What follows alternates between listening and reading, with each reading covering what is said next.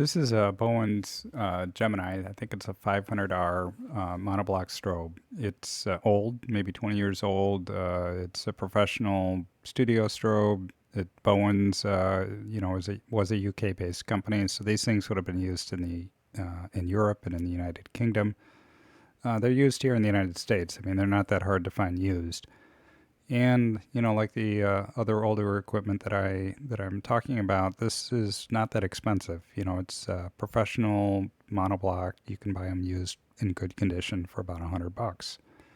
So I want to talk about it a little bit. I want to talk about some of the design features associated with it, and probably going to compare it to a photogenic strobe, which I also like, and try to suggest that there may be different things that you look at, whether you're buying a used strobe or when you pick up a new one.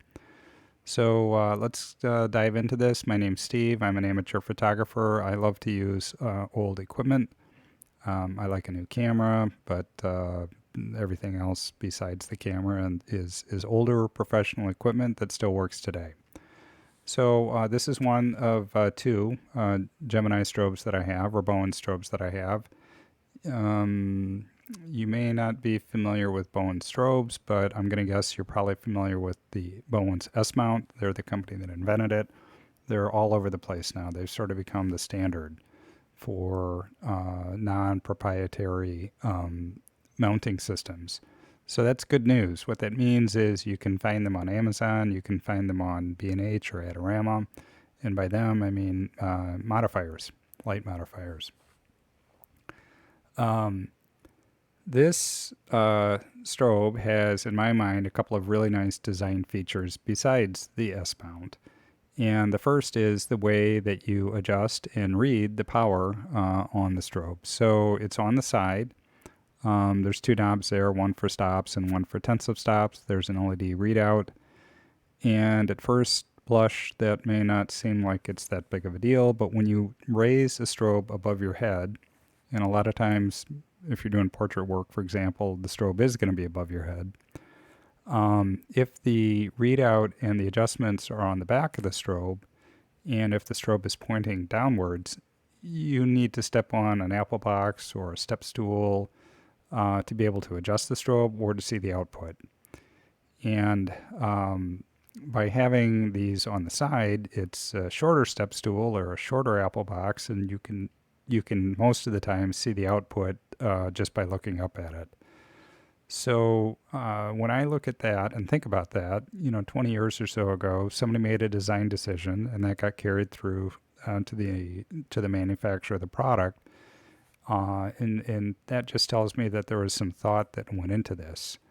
Now, if I were to contrast that and take a look at how Photogenic put together their controls, and a lot of strobes are this way too. They may not be a slider dial per se, but they're the way you're going to turn the power up or down, the way you're going to see what is the power output if you're just looking at the strobe, is you have to look at the back of the strobe. Again, not a big deal. Kind of a pain if it's above your head, and certainly a pain if it's above your head and pointing down. The other really nice feature on this monoblock is the way that it attaches to the light stand, and that's something that's called a yoke.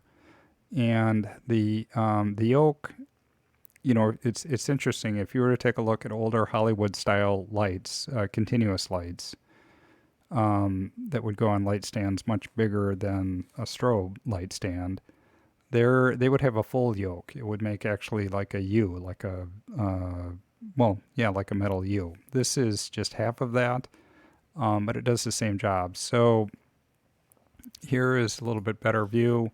There's a pretty substantial handle. That handle is got a rubber gasket. It actually has teeth.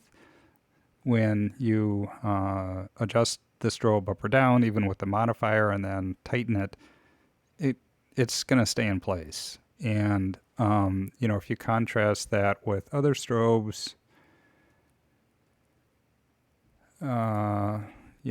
let's see if I can find an example here. For example, this is certainly a very strong way to adjust the angle of the strobe as well.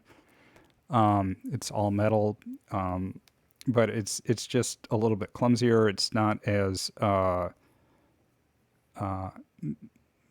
maybe as refined and as robust as what you would see on the Bowens. So I bring that up, um, not so much to say that one of these strobes is better than the other, especially if you're buying them used. I bring that up that a lot of times people may not even really, give much thought to the way that the strobe connects to the light pole. And you may find that that might be one of the most important features of the strobe itself, because if you don't have a good connection there, if it's awkward to work with, if you can't put a large modifier on your light because it's not substantial, um, then you're kind of limiting yourself. So you may buy into a newer system that has great specs and a lot of automation, but it may kind of skimp, for lack of a better word, in terms of how well does that get connected to the light stand. And of course, you're going to want to use a nice light stand. Those aren't that expensive used. Because if any part of the system is weak, you have the potential for it to fall over, and I'm sure you've heard all about that. So the back has some information and buttons on it, not a lot, but this is how you turn it on or off. You can actually put a battery pack. The battery pack is like an acid type battery. It's an old style battery, non lithium. The one that I have actually still works. There's a sync port. It's a phono plug. Here you can, with the toggle switches, set it to beep or not to beep, whether you want the built-in photo cell to register when a flash goes off. So when I use multiple strobes, I'll only trigger one back to my camera, and then I'll just take advantage of the photo cell, if you will, built in. Like in this case, they're built in, or I'll add my own through a wean. And if you're inside, they're all going to fire at the same time. You don't need to put a dedicated remote, if you will, or sync on each of your lamps.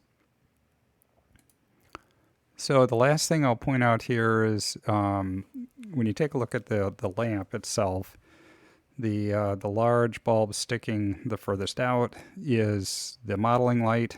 The strobe is actually that circle, and the strobe it's kind of expensive, and it's very exposed. And by exposed, when I take a look at the protection that's on a photogenic or a speedotron type light, there's that plexiglass shield or plastic shield. When you're putting the modifiers on or off, I don't worry about it dinging against the light itself. When I take a modifier and put it on or off here, there's like some tense moments. You kind of wonder, are you going to nick it? Are you going to break it? How do you get it replaced? And so on and so forth. So that's just me. I don't know if there's rampant strobes being broken, but that's one thing that I think would have been better if they would have had the plexiglass shield that would have gone over it. These are great to have. If you have a couple of these, then you have 1,000 watt seconds of power. Buy them at $100 each. That's $200 to get 1,000 watt seconds. You can independently adjust the power. The mounts are super easy to find because they invented the mount that everyone seems to be using these days, and things that you may not necessarily look at when you're trying to buy a strobe, like the yoke, like where the controls are, the quality, the durability, the professional standard that it was built to. I mean, it's fun. I mean, you're working with something that is nice, as opposed to working with something that might have good specifications, but perhaps isn't built to the same, kind of tolerances or with the same thought in mind.